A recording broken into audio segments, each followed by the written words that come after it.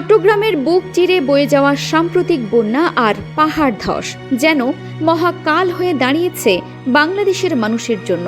একদিকে একের পর এক লাশ জমা হচ্ছে, অন্যদিকে পাওয়া যাচ্ছে না লাশ কবর দেওয়ার মতো মাটি। গত ২৪ ঘন্টায় মারা গেছেন ১০০ জন।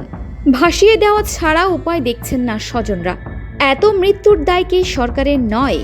কেন হাজার কোটি টাকার মেগা প্রজেক্ট আর জলাবদ্ধতা নিরসনের বড় বড় বুলি থাকার পরও পুরো একটা জনপদ পানির নিচে তলিয়ে গেল? বিস্তারিত থাকছে আজকের প্রতিবেদনে। মাত্র ২৪ ঘন্টার ব্যবধানে যখন ১০০রও বেশি তাজা প্রাণ নিভে গেছে, কেউ গভীর ঘুমে থাকা অবস্থায় পানির তোড়ে ভেসে গেছেন, কেউ চিরতরে চাপা পড়েছেন ধসে পড়া পাহাড়ের নিচে, আবার কেউ হয়তো শেষ মুহূর্ত পর্যন্ত একটা খড়কুটো আঁকড়ে ধরে বাঁচার আকুতি জানিয়েছেন। কিন্তু সমস্ত আকুতিকে বুড়ো আঙুল দেখিয়ে জয়ী হয়েছে বন্যার করাল গ্রাস। এই মহা বিপর্যয়ের পেছনের অন্ধমহলটা খতিয়ে দেখলে যে বাস্তবতার মুখোমুখি হতে হয়, তা যে কোনো বিবেকবান মানুষকে শিউরে তোলার জন্য যথেষ্ট। আবহাওয়া দপ্তর বলছে, এবার প্রকৃতি তার ৪ দশকেরও বেশি সময় ধরে জমানো ক্রোধ একসাথে উগরে দিয়েছে। ৪৩ বছরের সমস্ত রেকর্ড তছনছ করে দিয়ে মাত্র একদিনেই আকাশ ভেঙে নেমেছিল প্রায় ৪১২ মিলিমিটার বৃষ্টিপাত। এই অবিশ্বাস্য বর্ষণের সাথে যখন যোগ হলো ভারতের ত্রিপুরা ও সংলগ্ন পার্বত্য অঞ্চল এবং দেশের অভ্যন্তরীণ পাহাড় থেকে নেমে আসা তীব্র পাহাড়ি ঢল, তখন পরিস্থিতি আর সাধারণ বন্যার পর্যায়ে থাকেনি, তার রূপ নেয় এক প্রলয়ঙ্করী ধ্বংসলীলায়। সাঙ্গু, ডলু আর শঙ্খ নদীর পানি মুহূর্তের মধ্যেই বিপদ সীমার ওপর দিয়ে প্রবাহিত হয়ে লোকালয়ে ঢুকে পড়ে। সাতকানিয়া, লোহাগাড়া, চন্দনাইশ আর বাঁশখালীর মতো বিস্তীর্ণ জনপদ চোখের পলকে পরিণত হয় একটি বিচ্ছিন্ন দ্বীপে। পানির এই প্রচণ্ড গতির সাথে পাল্লা দিয়ে নরম হতে শুরু করে পাহাড়ের মাটি। অন্তত ৯৭টি স্থানে একসঙ্গে পাহাড় ধসের ঘটনা ঘটে। আর ঠিক এখানেই প্রকৃতির চেয়ে মানুষের তৈরি ফাঁদ বেশি কার্যকর হয়ে ওঠে।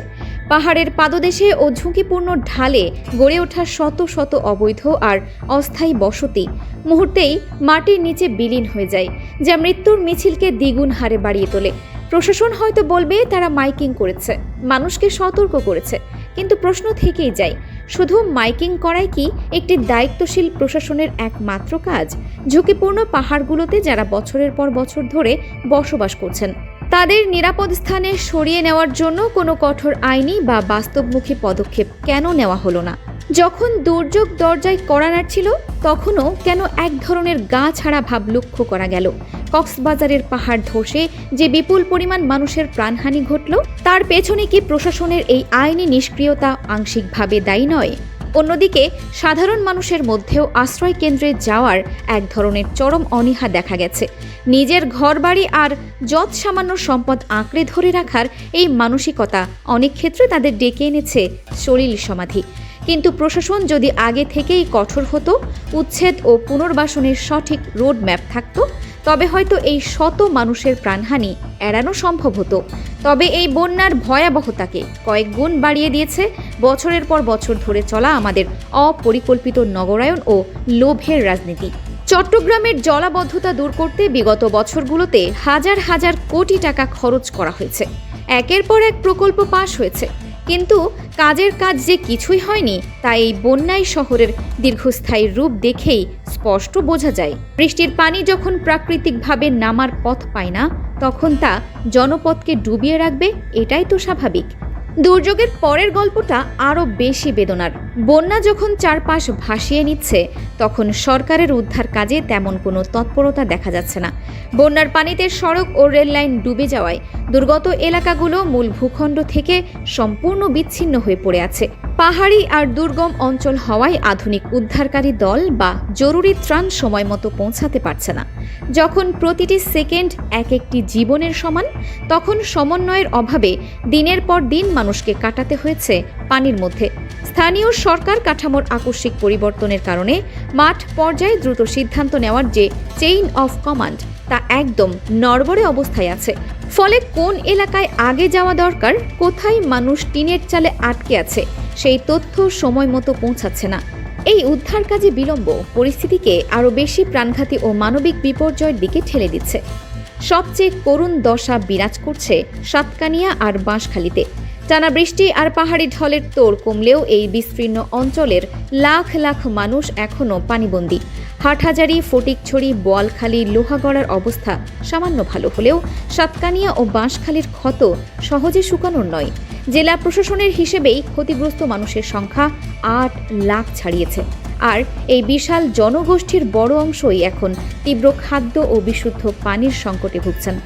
দুর্গত এলাকার বাসিন্দাদের অভিযোগ, সরকারি খাতার ত্রাণের হিসাব আর মাঠের বাস্তবতার মধ্যে আকাশ পাতাল তফাৎ।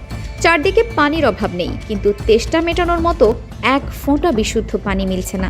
বেশিরভাগ এলাকায় বিদ্যুৎ সংযোগ বিচ্ছিন্ন হয়ে আছে দিনের পর দিন। ফলে ঘুটঘুটে অন্ধকারে না খেয়ে ভেজা কাপড়ে দিন পার করছে অসংখ্য পরিবার।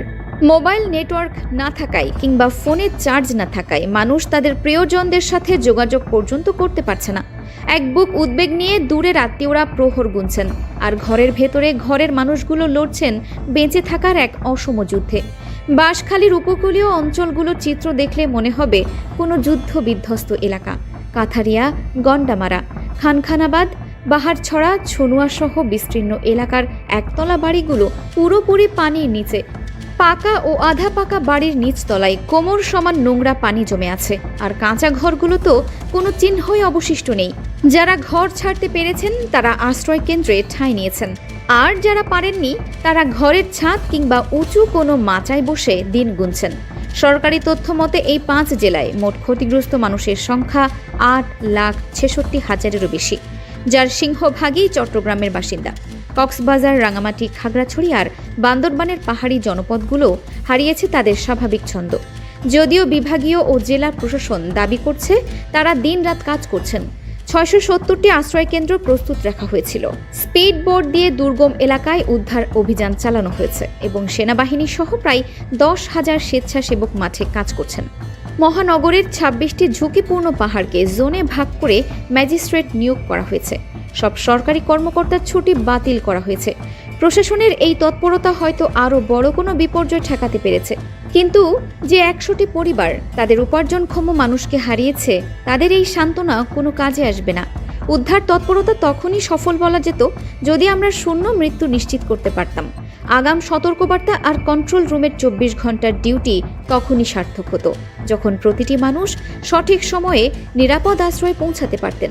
এই প্রলয়ঙ্করী বন্যা শুধু ঘরবাড়ি ভাসিয়ে নিয়ে যায়নি, তা ধুলোয় মিশিয়ে দিয়েছে হাজারো মানুষের লালিত স্বপ্ন, চূর্ণ করেছে কত শত সাজানো সংসার। এই বিপুল প্রাণহানি আর বিলিয়ন টাকার ক্ষয়ক্ষতির দায় কি শুধুই দুর্যোগের? আজ সময় এসেছে সম্মিলিতভাবে আওয়াজ তোলার। যদি এখনই আমরা আমাদের ভুলগুলো সংশোধন না করি, যদি নদী ও পাহাড়কে তাদের নিজস্ব রূপ ফিরিয়ে না দিই, এবং যদি একটি দীর্ঘমেয়াদী সমন্বিত ও দুর্নীতিমুক্ত দুর্যোগ ব্যবস্থাপনা গড়ে তুলতে না পারি, তবে ভবিষ্যতের এমন আরও বড় বিপর্যয় আমাদের জন্য অপেক্ষা করছে। প্রকৃতির প্রতিশোধ সবসময় নির্মম হয়, আর সেই নির্মমতার বলি বারবার সাধারণ মানুষকেই হতে হয়। আসুন এই ট্র্যাজেডি থেকে শিক্ষা নিয়ে আমরা আমাদের শহর, আমাদের প্রকৃতি আর আমাদের মানুষকে বাঁচানোর উদ্যোগ নিই, যাতে আর কোনো প্রদীপ এভাবে অকালে নিভে না যায়।